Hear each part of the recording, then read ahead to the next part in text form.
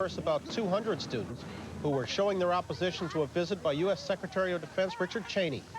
Secretary Cheney, touring U.S. bases in the Philippines, could not soothe the anger caused by cuts in aid promised to those bases. One reason why the secretary is still being snubbed by Philippine President Corazon Aquino today, Monday, February the 19th, 1990. From NBC News, this is Today with Bryant Gumbel and Deborah Norville. And good morning. Welcome to Today on a Monday morning, President's Day. Perhaps a day off for you. Whether it is or not, we're glad you could join us. We're in a bit of a bi-coastal configuration here this morning due to the logistics involved in my working the PGA Tour stop in San Diego over the weekend. That's why I'm coming to you from our Burbank studio here. And Deborah Norville's back in New York. We'll get to her in just a moment, where we'll also catch up on the latest news. And following that, in just about 15 minutes, we'll be back out here to update a story that has preoccupied much of Southern California over these past 10 days or so, and that's the oil spill off of Huntington Beach. We'll catch up on that. But first to New York with a good morning, Deborah Norville. Hi, Deb. Hi, Bryant. Good morning to you. It's now been 2 months since the American invasion of Panama. Manuel Noriega, of course, is gone. American troop levels are back to their pre-invasion strength. But life there is hardly normal. In just a moment, we'll head down to Panama City and talk with the new U.S. ambassador there, Deane Hinton, and the job he faces in trying to help Panama rebuild its shattered economy. On After 8 this morning, we'll take a look at insurance blacklisting. You may not know it, but if you work in certain professions, you may find that it is nearly impossible to obtain health insurance. We'll look at some of the reasons why. And then we'll finish things up this Monday morning with Kirstie Alley and fashion designer Donna Karen. Bryant? We've also got Bruce Willis and folk singer Pete Seeger on board this morning, so we have a busy morning ahead. Let's get it started with the morning's news. And for that, we're welcoming NBC News correspondent Katie Couric to our studio in New York this week. And good morning, Katie. Thanks, Bryant. Deborah, good morning, everyone. As Bryant just reported, a less than warm welcome greeted Secretary of Defense Richard Cheney today in the Philippines. It's a visit that so far has been marked by protests, tight security, and a cold shoulder by Philippine President Corazon Aquino, who has refused to meet with Cheney. NBC's Jim Maceda has more.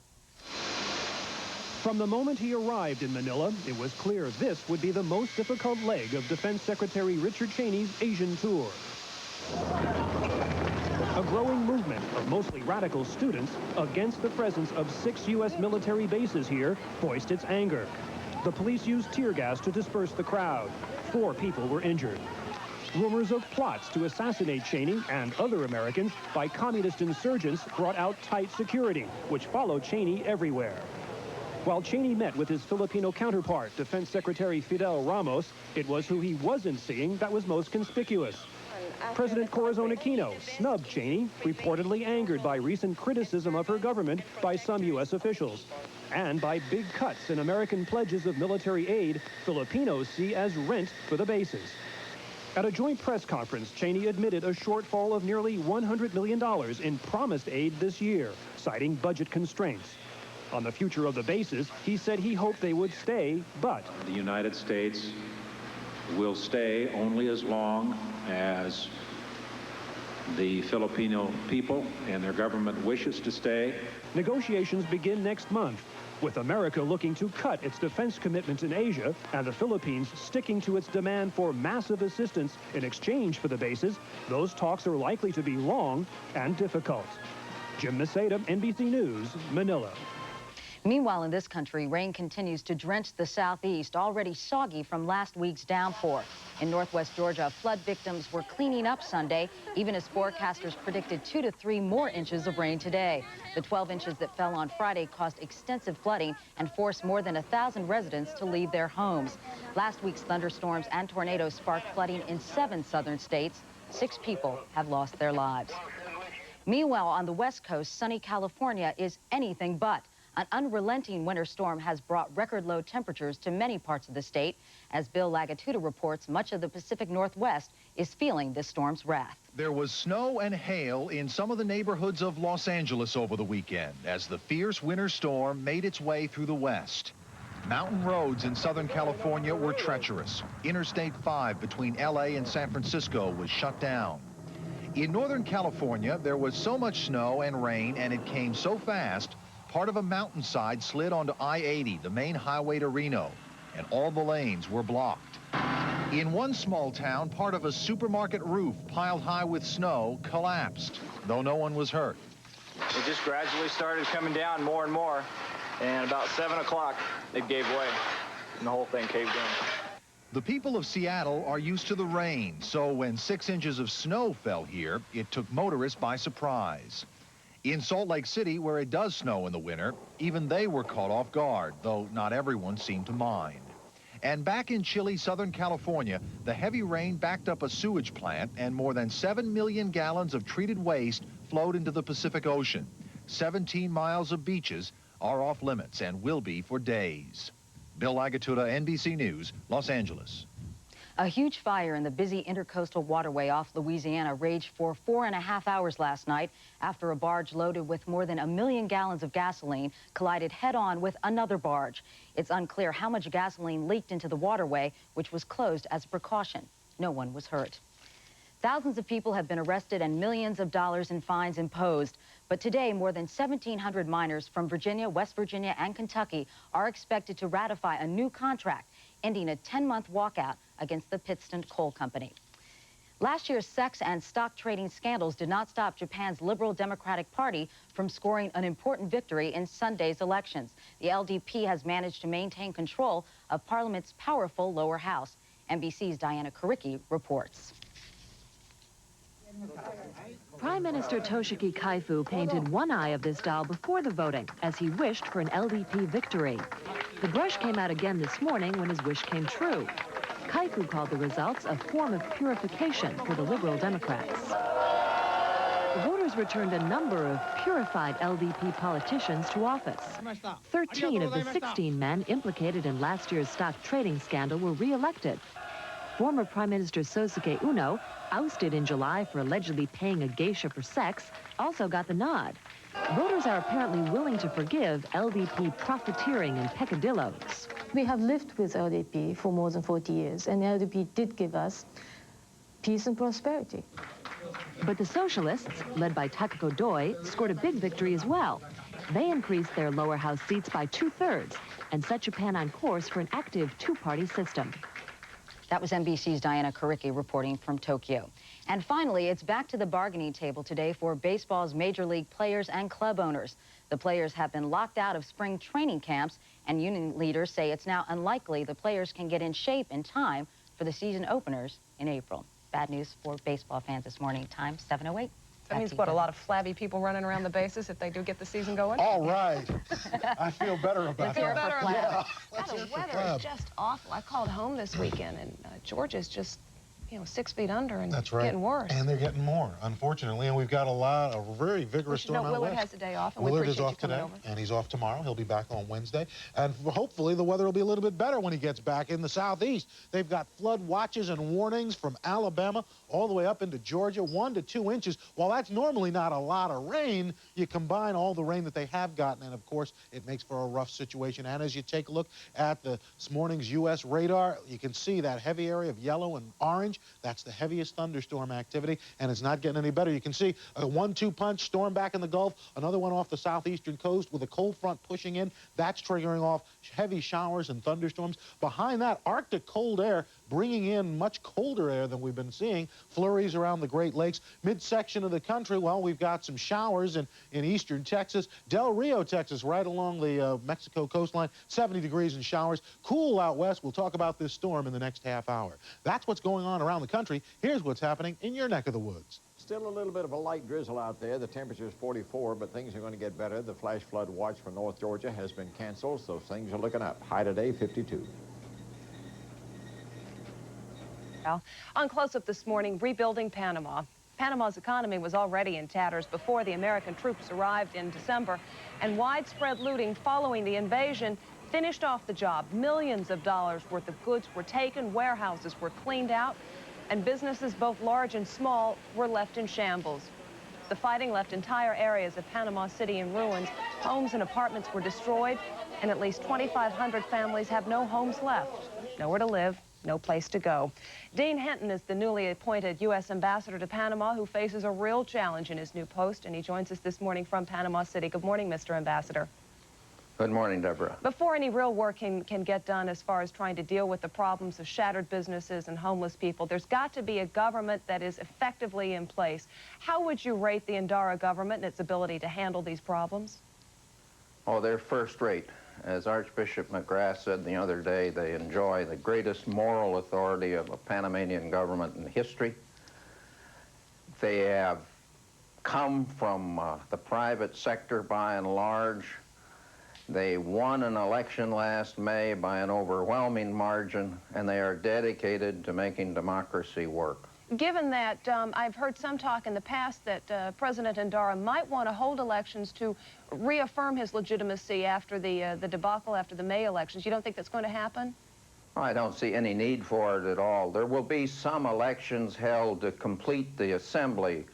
Maybe 6 to 9 seats will be in question, but otherwise I don't see any need for elections. The government doesn't plan on it. Let's talk about trying to rebuild Panama's infrastructure. Unemployment is something like 25%. The GNP's dropped about as much. What's it going to take, in your opinion, to get the economy back on its feet? Well, what it'll really take, I believe, is a lot of money, an injection of credit, and we're going to have to ask the American taxpayers, I guess, to help out in a big way. If they do it generously, we can get a jump start on the economy, and this economy is resilient and vibrant with a great entrepreneurial class. They can come back and make a go of it on their own once they get over the initial hurdles. Are you suggesting more than the billion-dollar aid package already proposed by President Bush? Well, the $1 billion is a great start, but only about half of that are really assistance. The rest of it is commercial term credits, largely from the Ex-Import Bank. So what else is it going to take then? Another $500,000, you think, $500 million, or more than that? Well, even? we're hoping that our friends in Europe and Japan will make up the additional slack, but it will take, in my judgment at least, a great deal of initial cash infusion. That's because of the debt situation. They owe everybody. There are arrears to the World Bank, the Inter-American Bank, to governments, $2 billion to commercial banks, plus an incredible internal debt, dollar-denominated. They've already gotten some relief in that area. I know the United States has recommended that there be a forgiveness, at least, of immediate loan repayments. That is of some help. Not that I know of. What about the efforts to try to get the Japanese involved? I know there have been some overtures. I think we're talking to the Japanese very seriously, and the Japanese, I believe, will help. When? I don't know. When will the Congress vote the $500 million? Yeah, it's unanswerable questions sometimes. There still remains a great problem. Before the invasion, Mr. Ndara said that money laundering was indeed one of the reasons that Panama's economy had been as robust as it had been in the past. Banking laws have not changed. It remains a country with great secrecy with respect to its banking laws. Do you think that that poses a problem for the future of Panama? Well, it could, but Ndara and the government have said that we will work out the bank secrecy. What we need are perhaps changes in the law. That's not too clear to me yet. But certainly we need procedures so that we can access bank accounts when there are criminal charges pending, and the bankers here need procedures to guarantee them against abuse. Do you get a sense that they're willing to take those kinds of steps to get the kind of... Oh, absolutely. There is no question. They have formally proposed the opening of negotiations in this area. What about unemployment? What can be done to try to get this 25% unemployment level back down to something that's more manageable? Well, part of the assistance program the president has requested would go for public works and for employment generation.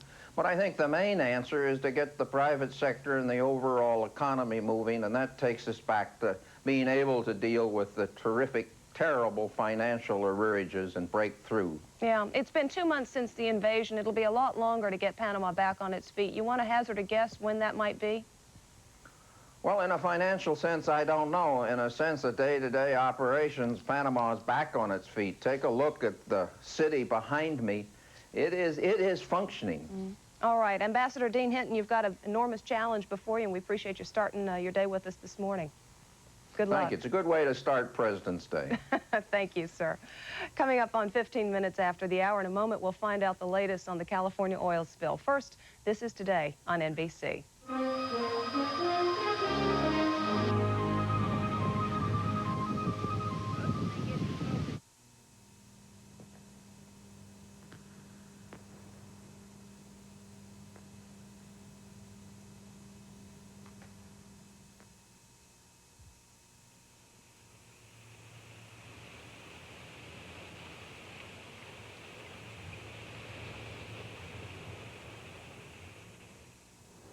Original, beautiful, powerful. The Q45 luxury sedan from Infiniti. What's the other reason for chopsticks? The other light, late-night bite. Up in a minute, Hyde. The other fast family favorite. The other romance and candlelight. What is this other tempting food for thought? It's the other white meat, none other than pork.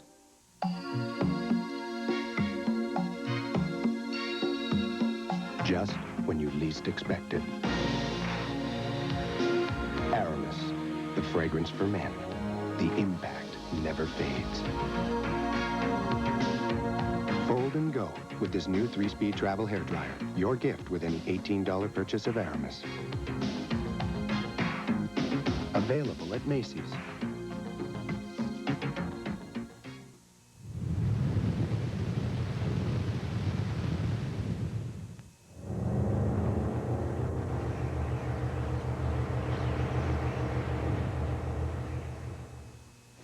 The Infiniti Q45 sedan doesn't compromise performance for comfort or a luxury feel for raw power. If you've got some time, come over and test drive one.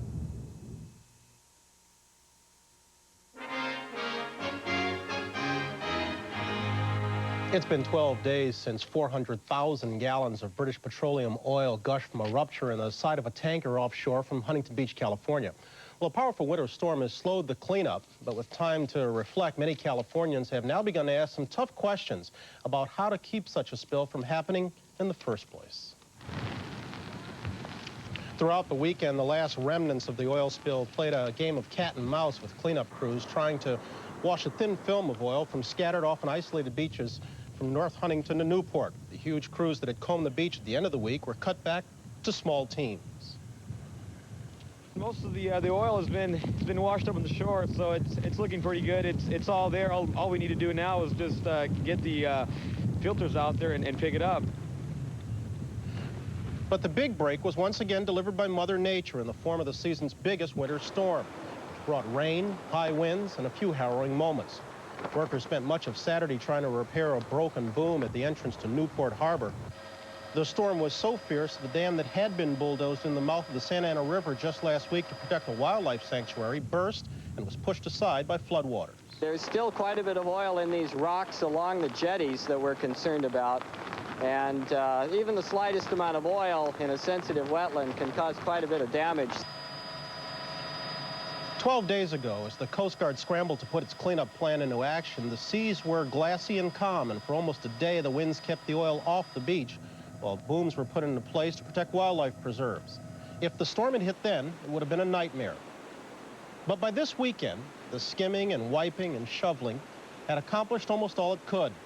The remaining oil could only be broken up by the natural action of the waves and the churning of a storm, which Mother Nature delivered on cue Friday night. The realization that natural geography and the weather, more than high-tech containment plans, was the hero of this cleanup effort, has left many Southern Californians critical of past assurances by the oil industry.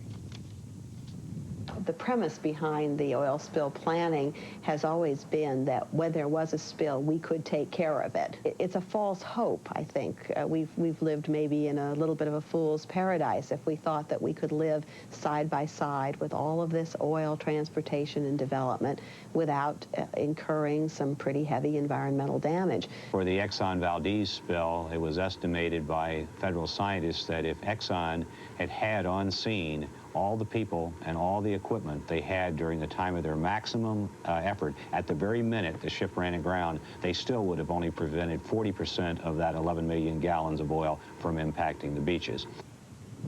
The concern, now clear that there are very real limits to containment once oil is on the water, has refocused public debate on the prevention end. They shouldn't be using tankers from Valdez in the first place. They should have built a pipeline across Canada. Okay, we lost that round. Now we're in tankers. This is a situation where if the oil had been in a tanker with a double hull, the spill wouldn't have happened. The anchor wouldn't have pierced the bottom. The oil would not now be on Newport Beach. There is growing pressure in Congress to mandate double hulls for new tankers. But the solution's not that simple. Fact is, there have been no new orders for American tankers in 6 years. And the oil industry is hesitant to spend money retrofitting an old tanker fleet when North Slope Alaskan oil is running out, and it's not clear that the old tankers can be safely rebuilt. I'm a naval architect myself, and to try to retrofit a double bottom or a double hull on an existing ship is very difficult, much more difficult than building one from scratch. In the case of some major spills, it can make the situation worse by reducing the stability of the ship, the salvageability of the ship. Regardless of how the double hull debate is ultimately resolved, virtually everyone agrees that the cornerstone of prevention in the future will have to be conservation.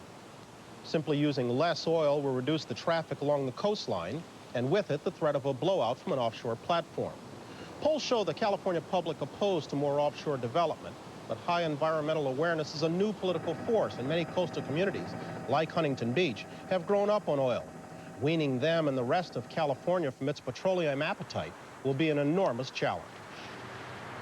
Spills are going to continue to occur as long as this country is dependent on oil. We've got about 5% of the world's population and use about 30% of the energy.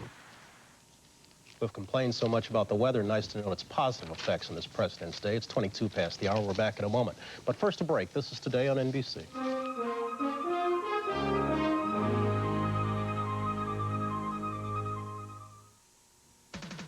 The 11 Alive Prep Athlete of the Week is brought to you by Big Star. We're committed to education. Our female prep athlete of the week is Marist's Amy Cavanaugh, who, after helping the War Eagles to the state championship last year, is looking forward to the U.S. Nationals in March. Our young man of the week, Scott Haig of Parkview, who won his 3rd state wrestling title last week in only his junior year. Now this. Big Star is the store to shop for garden fresh produce that's triple inspected for quality and terrific red dot specials, like Coca-Cola soft drinks, 2-liter bottles, $1.19. Quaker Instant Oatmeal, all varieties, $2.19. Mr. Big Jumbo Towels, 3-pack, $1.49.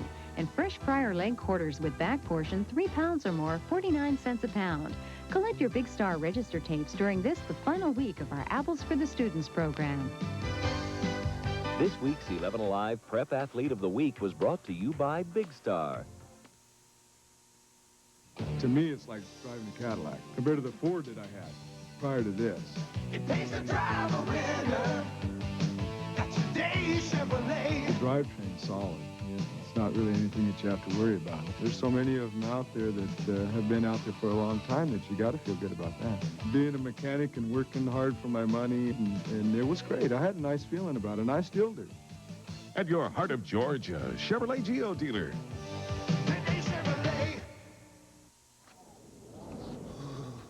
Welcome to Club Mac, a tropical paradise of food, fun, and fantastic flavors. Try a Big Mac sandwich and a banana shake, or an Egg McMuffin sandwich and our new tropical juice. And now through March 8th, the Atlanta area McDonald's are giving away a tropical trip a day. Come in and register to win a free Air Jamaica getaway for 2 to one of the 4 Sandals resorts in beautiful Jamaica.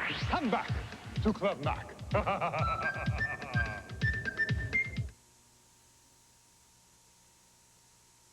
Tonight on Drug Watch, drugs and driving. Police are learning how to cope with the growing number of fatal accidents traced to drug use.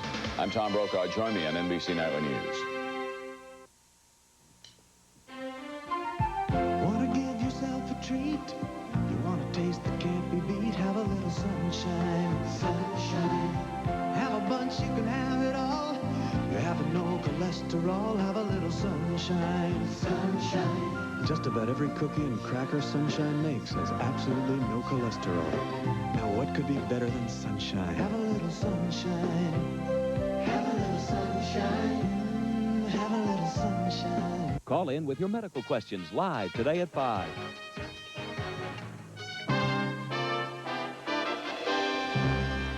Good Monday morning, 25 minutes after 7, and with a look at Georgia news, I'm Jill Becker. And I'm Guy Sharp with Georgia weather. Good news is that the flash flood watch for North Georgia has now been lifted, but the rain is still with us, light though it may be. All right, thank you, Guy. In the news this morning, of course, the rain, how much we're going to get, and when it will stop. It's big news because the ground is already so saturated.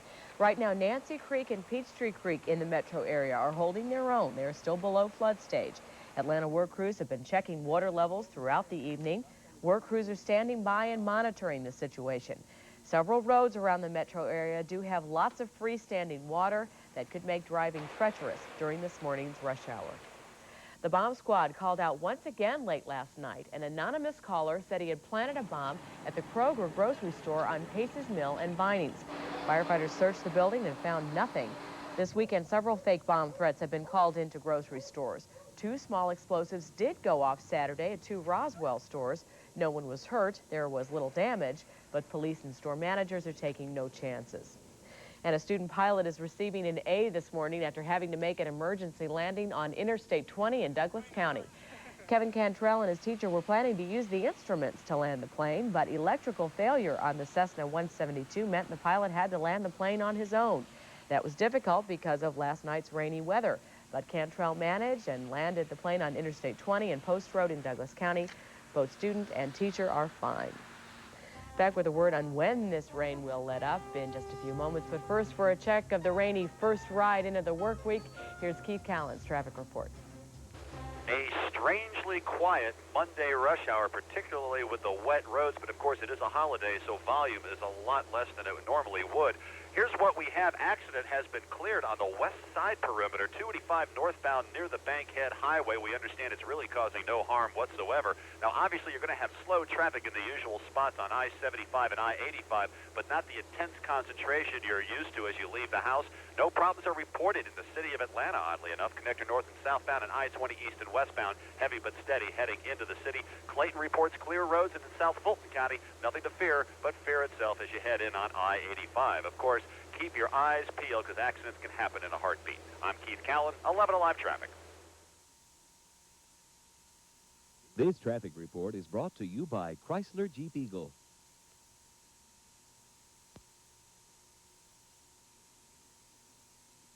Now extended, the guaranteed rebate at your Jeep and Eagle dealer, featuring first-time ever savings on Jeep Wrangler, plus cash back on Eagle Premier, savings on Jeep Cherokee, and cash back on Eagle Talent. If these rebates increase after February 28th, you'll get a check for the difference. Plus, get $50 for test driving any Eagle or Jeep vehicle. Hurry, it all ends soon. See your Southeast Jeep and Eagle dealer where you can expect the best. Skywatch Doppler, we show it because I want to show you where most of the echoable rain is, that which makes an impulse on our radar down near Macon. A few little light showers around Atlanta, but right now, the greater Atlanta metro area is faced with a light drizzle, which is not concentrated enough to make echoes, but it's still there. Road conditions will take a while to improve. 44 is our temperature now under a rather heavy cloud bank, which brought us quite a bit of rain. Boy, that's the understatement of the year. But the worst is over now. Most of the heavy concentrations moving into the Panhandle, South Georgia, and off the coast of Hatteras. Going to leave us with a clearing out process this morning. We might get a glimpse of the sun later this afternoon. And if we do, we'll have this sort of a forecast. Showers are virtually over. Then it becomes cloudy to partly cloudy, a high of 52 to 54. Low in the morning under clear skies, 38. Sunny tomorrow, up to 58 or 60. And then the extended forecast, a chance for more rain Wednesday night and Thursday before we have a clearing and hopefully nice weekend. 329-4500, you call it and get the forecast. All right. Back at 8:25, today's show continues, and if you're leaving us, have a good Monday. People will go in for cancer, for diabetes, some other kind of medical disease, but a person does not want to go in for alcoholism or drug addiction, because some people still think, oh, that's the Skid Row person, you know, that's how people will see me if I say that I'm an alcoholic or I'm a recovering alcoholic. There is hope. I don't care how far of a bottom they've had, they can get better.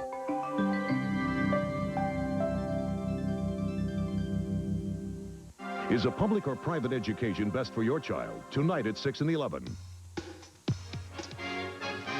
Back now, 7:30 on this President's Day, a Monday morning, coming to you from Burbank in New York. You know, lots of people made a ton of money from Die Hard, the 1988 action thriller that starred Bruce Willis. Well, they're hoping for more of the same from Die Hard 2, now currently in production. In just a few moments, we'll talk to its star, Bruce Willis, about Die Hard 2. Let's go back to New York right now. Deborah Norville's on duty. Deb? Thanks, Bryant. Anger and injustice were the muscle behind the civil rights movement of the 60s, but it was the songs that gave it a voice. Songs sung by folks like Pete Seeger. Pete will be here this morning to talk about those songs and the place that they hold in history. Bryant? And Deborah, get this one. Hang tough, because our sportsmen of the week are two gentlemen who would like our jobs in the near future. That's perhaps after they're done with an NBA career. They are two of the highest scoring college players in the nation. We'll get to them in a moment, but first to New York. Once again, Katie Couric. Katie? Thanks, Brian. Deborah, good morning again. Defense Secretary Dick Cheney this morning is in the Philippines, where he's been greeted with protests and tough questions about U.S. aid. President Aquino was not on hand when Cheney arrived in Manila and has said she won't see him while he's there. Philippine officials have been angered by cuts of almost $100 million in American aid. Hundreds of demonstrators gathered outside the U.S. Embassy protesting Cheney's visit and the presence of U.S. bases in the Philippines. Riot police used tear gas to break up the protest. Several people were hurt. There was also a protest outside Clark Air Base, about 50 miles away. More rain is expected today in the already waterlogged southeast, even as residents of northwest Georgia were beginning to clean up from floods triggered by a foot of rain. Forecasters are saying that another 2 to 3 inches could fall today. The weather has also been a problem on the west coast, where snow and hail have fallen from Los Angeles to Seattle. A mudslide closed part of Interstate 80 between Nevada and California. Crews were able to reopen part of the road last night. In Louisiana, firefighters worked through much of the night to put out a huge fire burning on a gasoline barge. The fire, which began when the barge hit another ship, shut down the busy Gulf Intercoastal Waterway. Some gasoline was spilled into the water, although it's not clear just how much. Striking miners are voting today on whether to end their 10-month walkout against the Pittston Coal Group and go back to work. About 1,700 miners in Virginia, West Virginia, and Kentucky have been off the job since April. In Beirut, a ceasefire between rival Christian forces appears to be holding this morning. The ceasefire, at least for now, has ended 18 days of fierce shelling in the Lebanese capital, fighting in which more than 600 people have been killed. Residents who've been in hiding for more than 2 weeks today are surveying the latest damage and are, in some cases, evacuating the city. In South Africa, Nelson Mandela says he plans to call British Prime Minister Thatcher to make a suggestion about sanctions against the South African government. Mrs. Thatcher has called for sanctions to be lifted. Mandela has called for economic sanctions to be continued. Japan's ruling party remains in power this morning following Sunday's elections. The Liberal Democratic Party, facing a year of scandal, retained its majority in parliament, with Toshiki Kaifu keeping his job as prime minister. But socialists also scored a big victory. They increased their seats in the lower house of parliament by 2/3. Elections are less than a week away in Nicaragua, where an estimated 60,000 people gathered Sunday in the biggest anti-government rally in 10 years. The opposition candidate, Violeta Chamorro, is promising to bring peace to Central America. She is the main challenger facing President Daniel Ortega in next Sunday's election.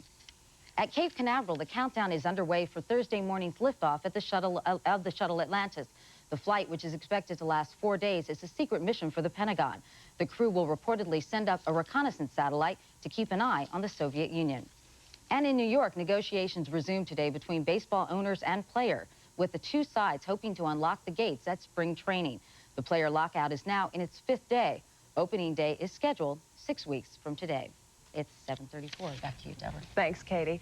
Willard Scott has taken President's Day off, and you didn't get President's Day off. No, I didn't. And you have a busy map to talk about. Yes, I do. Yes, on both counts.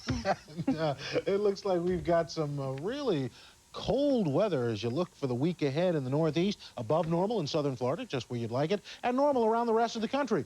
But as far as the precipitation is concerned, unfortunately, it is going to continue wet in the south. They do not need it there. Snowy in the Rockies, where they could be looking at a major storm. Scattered showers throughout much of the rest of the country. And in fact, here's the storm we're talking about. Big area of low pressure, generating anywhere from 6 to 12 inches in this Four Corners area today. But if the storm slows up, as it looks like it might, by the time it's all over, within 3 or 4 days from now, they could have anywhere from 3 to 6 feet of snow from the Grand Canyon all the way into parts of Denver, and as you move further to the east. 44 Kansas City today, they'll be looking at sunshine, showers up and down the west coast of Florida and also in the Gulf Coast, and they're looking for flash flood watches and warnings from Alabama all the way into Georgia.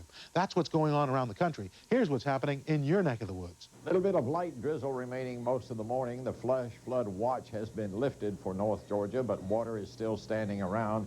We may get to a high today under partly cloudy skies this afternoon of 52. Burbank and Bryant. Okay, Al, thanks very much. 2 years ago, during a break from the now-defunct TV series Moonlighting, Bruce Willis made a movie called Die Hard. The critics hated it, but the public loved it to the tune of $80 million at the box office. Today, it's still a favorite at home video stores. With that as a backdrop, it's no surprise that Die Hard 2 is in production. I talked to Bruce recently on the set of the sequel, where he noted that in this movie, he's chasing a bad guy who's much like a real-life character that we all know.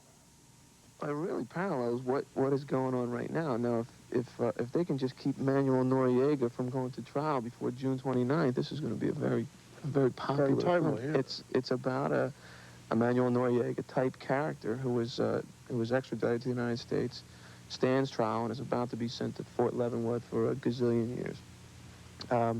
He's flying out of the military terminal at Dulles Airport in Washington, D.C., and a very highly trained team of terrorists has paid to snatch him at the airport.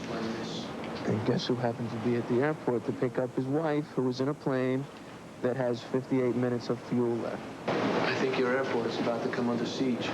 At what point in the success of Die Hard 1 did everybody come to an agreement that'd be a Die Hard 2? This just happened really fast. There was a script that was written during, since Die Hard 1 came out, that was called 58 Minutes, which was a sequel to Die Hard, but with different character names in case nobody wanted to make the sequel to that. But it was this, basic premise. And some time came open for me, and, Joel said, well, now, look, we could do this, and we could call it Die Hard 2, and we already have the script in place. Idea? Yeah, I resisted it. A little bit I resisted. We negotiated, and they made me very happy. What did Die Hard do for you?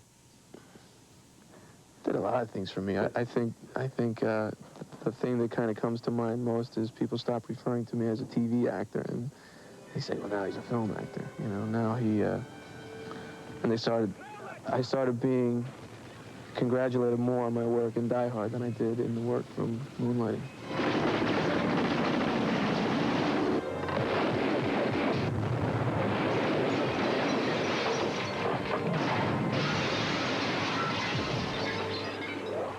Doing a film like Die Hard allows me the opportunity to do a film like In Country. I kind of give them one, and then I get to do one that I like. But I don't really think of this as a critically commercial film. Last time you and I talked, you were coming off a completely different kind of movie. You were coming off of In Country. Critical raves, box office disappointment. How come? That wasn't the kind of film that you make and expect to make, millions of dollars on it. There are really only two kinds of films in Hollywood, films that are commercial films and films that are critical films. And that was more of a very small story and a low budget. And it got very good reviews, very good, critical reviews. I wasn't disappointed in it. I'm glad I did it. When everybody you care about, even just a little, gets killed, you understand that? Huh? You understand that, little girl? It was really good for me to do it. It was a very cleansing experience. I had just done 5 years of television, and TV. because it is such a hurry-up thing, you know, you really don't get to use the kind of tools that you're taught as an actor. Get out of the car. Will you get your hand off the car, please? Maddie, I want to talk to you. Talk to me about talking about play-like. We are sitting in the middle of a big toy. A big model, isn't it great? This is Dulles Airport. All of these are remote control? Yeah, they all move around. You can see it that you will not recognize one airline logo on any of these planes. We got to change them all because the airlines kind of didn't want this kind of commercial. But yeah, this is amazing. I mean, this is you know, doing these kind of films for me is like being a kid. You know, it's like getting to play Army. It's like playing football. I roll around and crash and run into things and beat people up, and I can't play football anymore, so this is as close as I get. Die Hard 2 is going to be a summer movie. It's scheduled for release in June. Deborah's back in just a moment in New York with Pete Seeger. That's right after these messages.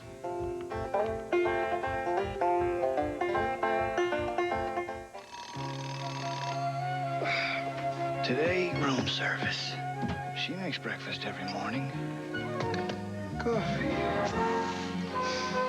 Even if you might not want to, you can't help but wake people up with the fresh mountain-grown aroma of Folgers coffee. Great. Voila. You made me breakfast in bed. The best part of waking up is Folgers in your cup. A kiss? Oh, not right now. You really don't want to kiss me? Dangerous. Very dangerous. Give me a minute, honey. Don't let morning breath ruin a good morning. Get Scope. Scope has 2 powerful ingredients to kill 90% of the bacteria that cause morning breath. Didn't I hear something about a kiss? Right here. Right now. Kiss me. It is time for a kiss. Scope, the best thing first thing in the morning. Hey, you. Put that kiss right here. The critics declare Men Don't Leave perfect, says Pat Collins. A movie to keep close to your heart. And Judith Chris says Jessica Lange triumphs in Men Don't Leave, rated PG-13. Starts Friday, February 23rd at a theater near you. I have just the thing for that cold. Most kids think that medicine has to taste bad. But not grape-flavored Dimetap Elixir. You like Dimetap? Grape-flavored Dimetap Elixir. It relieves kids as well as colds. The way Jesse Jackson remembers it, looking back on the civil rights movement in the South in the 60s, it was music that kept our spirits strong and our movement moving. Mass action was the body. Music was the soul, he says. And because music was often as spontaneous as the action it supported, very often it was not even written down. Well, a new book is out to try to solve that problem. Everybody Says Freedom pairs up and preserves the music of the movement with its history, a photographic record, a book written by one of the troubadours of change in our times, Pete Seeger, along with his friend Bob Reiser. Good morning and welcome to Today. Hi. What prompted this idea? The minimum